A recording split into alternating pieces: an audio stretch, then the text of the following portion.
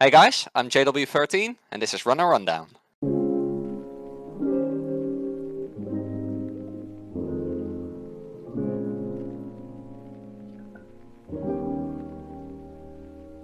It means a lot.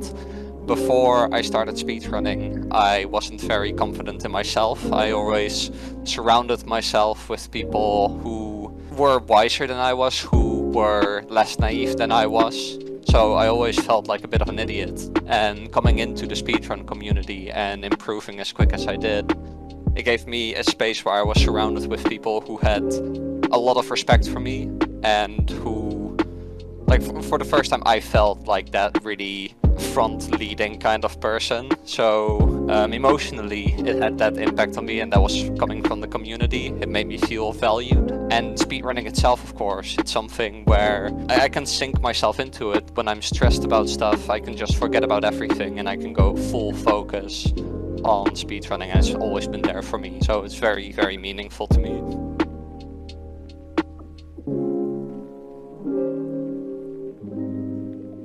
It's very difficult to say.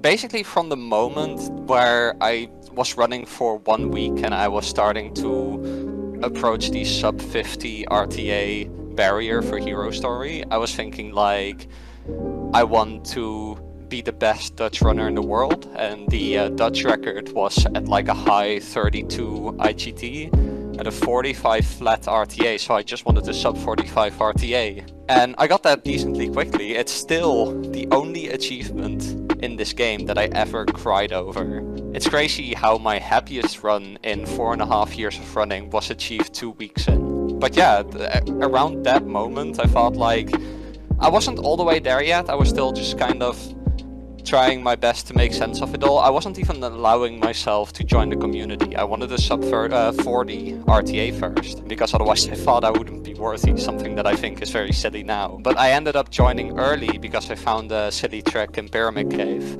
something that didn't end up being useful. But yeah, that basically introduced me to everyone. And the moment I started doing races and runs with everyone and started hanging out in the VCs, that's when I realized I'm a speedrunner.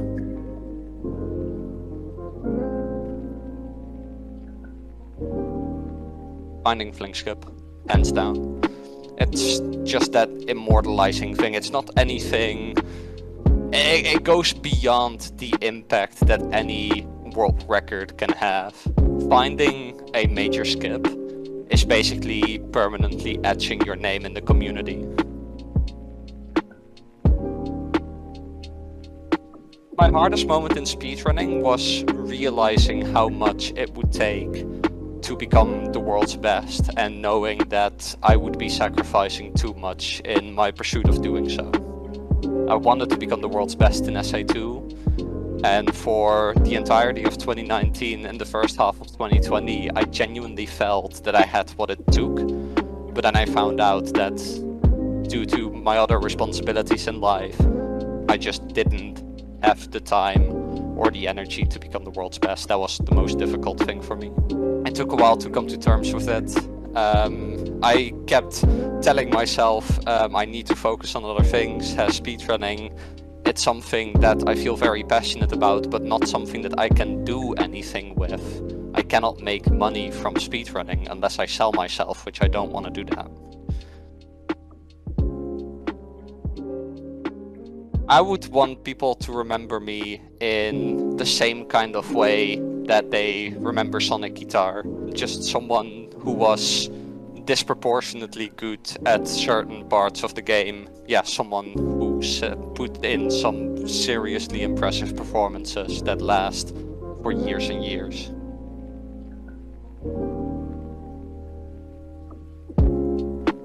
Meaningful. Because my life changed when I picked up speedrunning. I went from being this naive kid to being this confident, take-charge guy who is taking care of other people. And that's all because of who I met through speedrunning, what happened to me during speedrunning, what I learned about myself. It's been incredibly meaningful.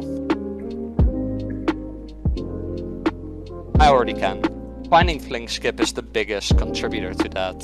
Because again, it's just such a solid way to permanently etch your name in the community. and I feel like I will be remembered for as long as SA2 speedrunning exists. It doesn't mean that I want to walk away now, because I'm still having so much fun, there's still so much that I want to do, but if for whatever reason I would be unable to run the game for the rest of my life, I would be satisfied with my performances. Final Chase Mission 2 in 26.94 seconds.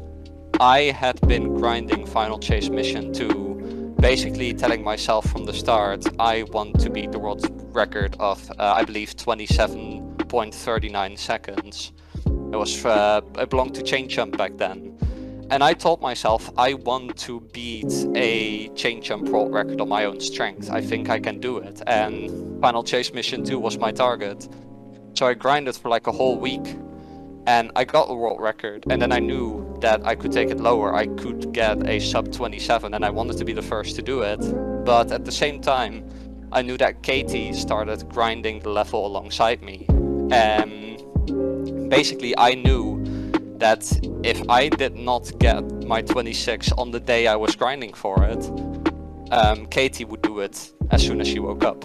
Basically as soon as I went to sleep. So I was on a super hard grind. And I was nervous beyond belief. And yeah, then I backed it. I got the 26.94, and that was perhaps my most relieving moment in speedrunning. I would love to relive that moment.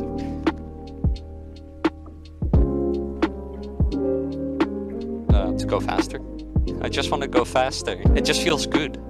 It feels good to see a time go lower. I like seeing visual representation of my improvement. It's so unbelievably satisfying that even though it won't give me any material goods, the amount of happiness that it gives me makes it very well worth it. That's not something you can buy with money.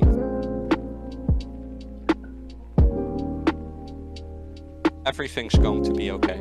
You know, I would tell myself, because I know the challenges that I faced in my life since I started speedrunning. The amount of times that I've had to wonder, are things going to be okay? And now I can say, yeah, they will be. So I would go back and tell myself, everything will be okay.